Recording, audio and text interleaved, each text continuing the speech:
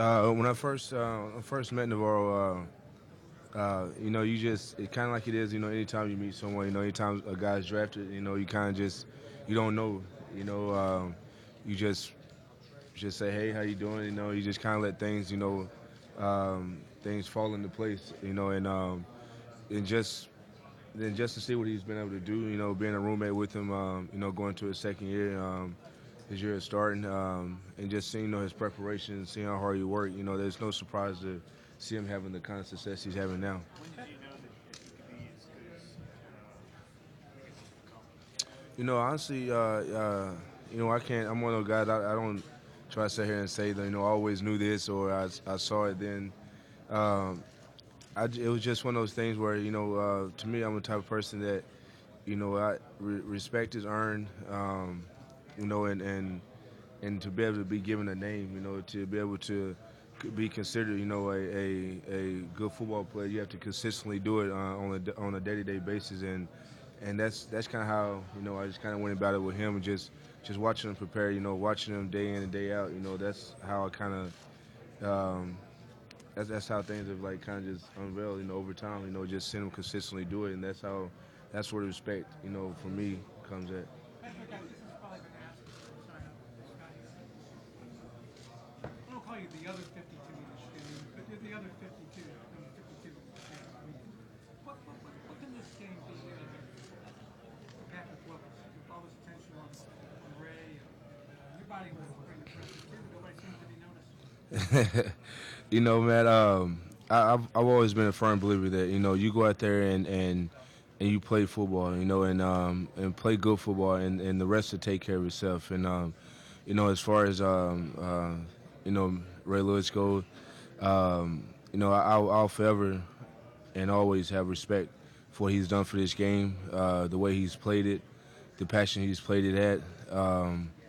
But at the same time, too, I feel like the time is now, and I want it bad. We want it bad, and that's just what it is. We're gonna go out there and play. Is it coincidence that you were 52? Is it a coincidence, or is that something that you see a guy that you admired and how'd that come? I've been asked this question so many times. Sorry. It's a coincidence, in a sense that, when I got drafted, they had like a few numbers. I can't recall the numbers exactly. It was like 51, 52, 57, and I'm an even number type guy, and so I just said to myself, I was like, well, 52 sounds the best out of all these numbers, and I know a guy. Well, didn't really know him at the time, but I'm a fan of a guy who wears number 52, and that'd be a number to play up to. That'd be a number to be able to wear on your back. Because a great one is wearing it right now, and so that was kind of the mindset that I took. With that. You were like a singer, did you? Did you? No. I was 49.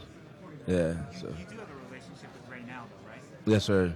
When did that start, and how would you describe the relationship that you have? Really, it kind of started through Pro Bowl times, like um, well, yeah, through the Pro Bowl. I've always been a fan of his, and then when I got drafted, being coached by Coach Singletary, and just all that, when he would talk and some of the things we would talk about, and then I had the opportunity. I don't know if we played in my, I think we might have played in my first year, Baltimore in San Fran, and got a chance to shake his hand then, but really got a chance to get to know him a little bit at the Pro Bowl, and that's when he kind of sat down, and we just kind of sat down outside, like by the pool where all the guys hang out at, and we just talked. He kind of just, I like to call it his wise words. His passing some of his wisdom over to me, and I'm a type of person that I'm a big fan of those who've been there and done that, or guys who have done it at a high level consistently, and so I just have, like I said, I always have respect for him. Patrick, is this week structured like a Youngstown week where you, for the last 2 years, that you go during the regular season and prepare there?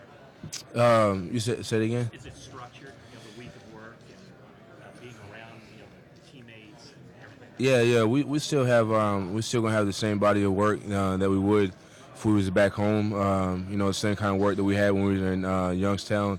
The only difference now, is that we gotta do a whole lot of media. And this is You know, Youngstown. and this is not Youngstown. So